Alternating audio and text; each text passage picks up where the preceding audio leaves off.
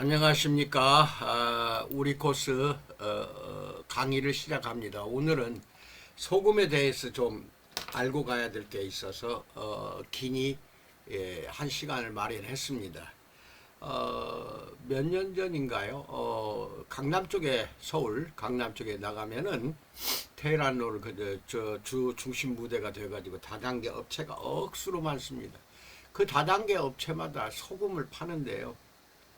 뭐 이렇게 구워서 만든 소금이라는 둥, 뭐 어떻게 해서 만든 소금이 아주 좋다는 둥 해가지고 아무나 이 소금을 먹어야지, 그렇지 않으면 건강에 안 좋다, 이 소금을 먹어야 된다 해가지고 막 그냥 누구나 그냥 먹이려고 난리가 아니고, 그리고 그 다음에 고혈압 환자도 아무 이상 없다, 이 소금은 필히 먹어야 된다, 이런 식으로 지금도 강조하고 있고, 지방 쪽에 가니까 지금도 이렇게 소금을 판매를 하더라고요. 소금은 10번을 굽든 100번을 굽든 NaCl은 파괴가 안 됩니다. 그 NaCl, 염화, 나트륨 두 가지가 합쳐서 소금이 됩니다. 소금은 그 본질이 죽염이 됐든 또는 일반 그냥 가공염이 됐든 또는 맛소금이 됐든 NaCl은 전혀 없어지지도 않고 그대로 살아있다는 겁니다. 소금 자체는 가공을 하든 무엇을 하든지 소금은 소금일 뿐입니다. 오히려 소금이 가장 우리에게 이로운 거는 가공륨보다는 천일염이 좋습니다. 그런데 뭐 천일염 속에는 뭐 중금속도 들었다는 둥 어쩌다는 둥, 물론 요새 바다에 미세 플라스틱이 한참 문제가 되고 있기 때문에 천일염 속에는 아마 들어 있을 수도 있죠. 그러게 건강에 좋지 않다 어쩌다 그러는데, 그래도 천일염이 우리한테는 가장 좋습니다. 왜? 내추럴이기 때문에 그렇습니다. 인간 생존에 가장 중요한 미네랄인 소금은 물과 공기처럼 생명을 유지하는 데는 필수적입니다.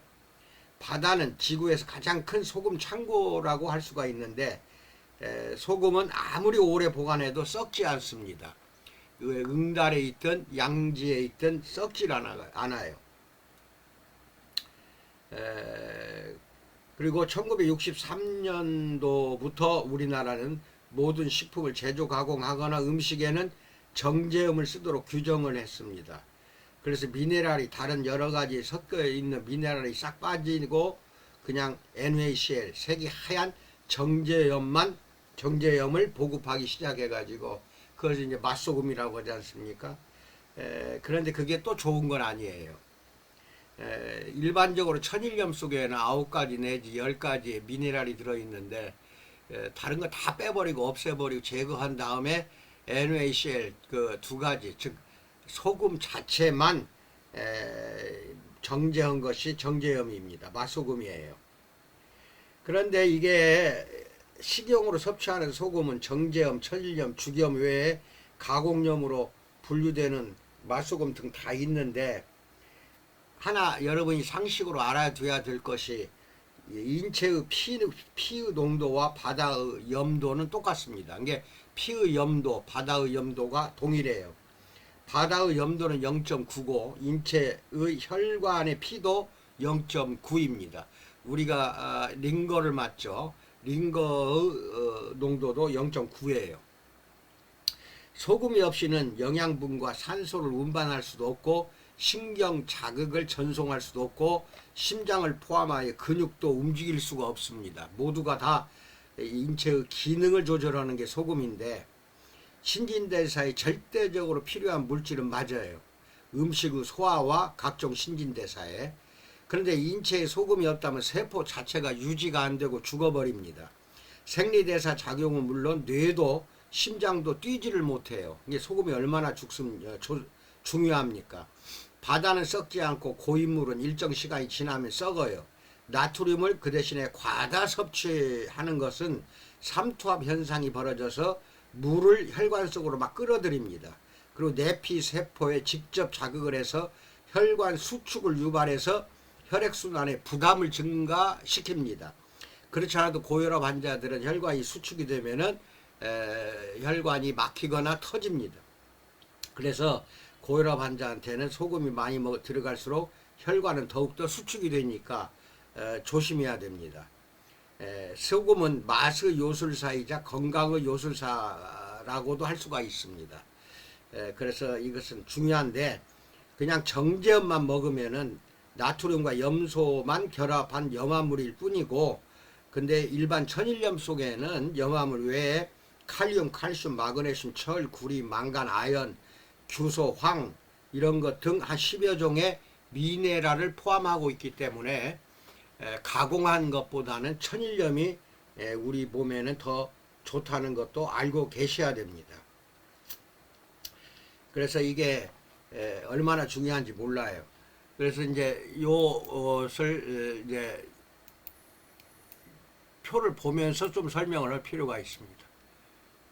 여기 보시면은 나트륨 과다 섭취가 유발하는 질병이 있다는 거, 이것을 오늘 배우자는 것입니다.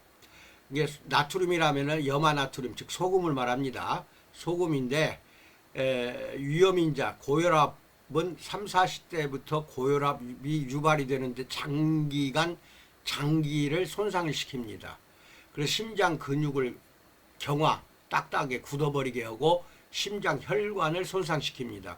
그래서 이 소금을 많이 과다 섭취하면 고혈압이 발생한다는 것입니다. 그 다음에 뇌졸중, 이게 중풍이에요. 뇌출혈, 뇌경색 두 개를 합쳐서 중풍, 뇌졸중이라고 합니다. 소금을 섭취를 많이 할수록 위험이 증가가 돼요. 그리고 산소 부족하게 되고요. 혈액 속에 산소가. 그 다음에 심근경색증, 이게 관상동맥 혈관벽의 동맥 경화가 가속화가 돼요. 소금을 마실수록 동맥이 더 굳어갑니다. 그러니까 그래서 심근경색증에 걸리고, 이게 처음에는 협심증으로 와요. 협심증이 심해지면 심근경색증, 심근경색증이 심해지면 이제 심장마비로 그 자리에서 사망하는 경우가 아주 많습니다. 그 다음에 심혈관 질환에 걸리는데 전체 심혈관 질환의 30%가 증가가 돼요.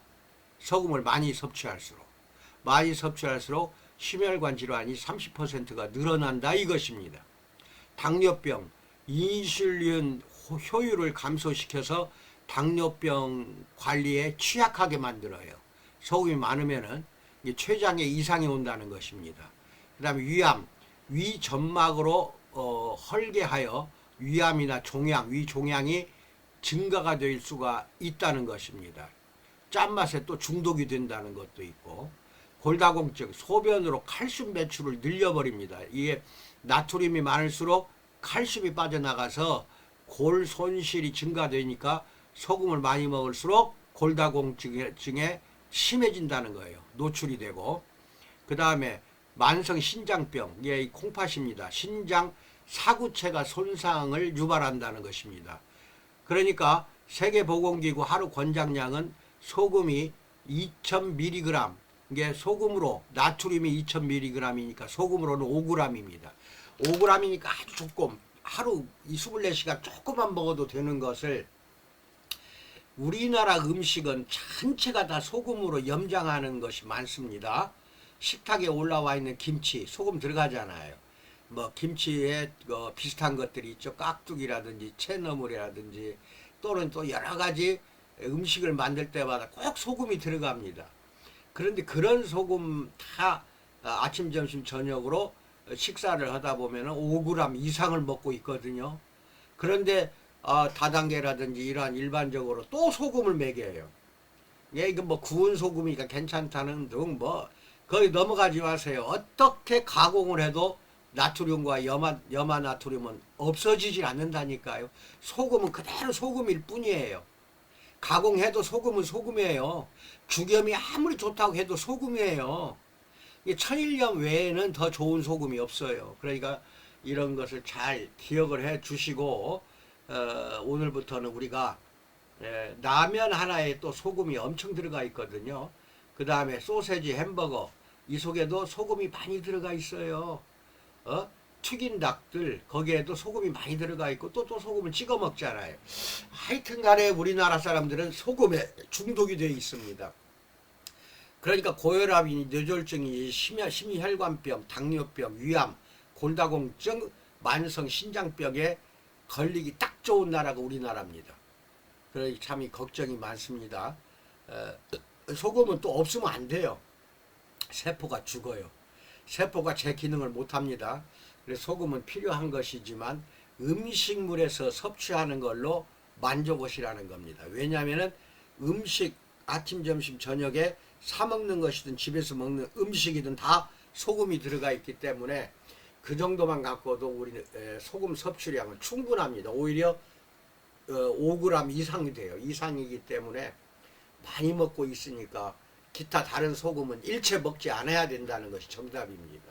이거 조심하시기 바랍니다. 건강상 굉장히 중요한데 하나 팁을 드립니다.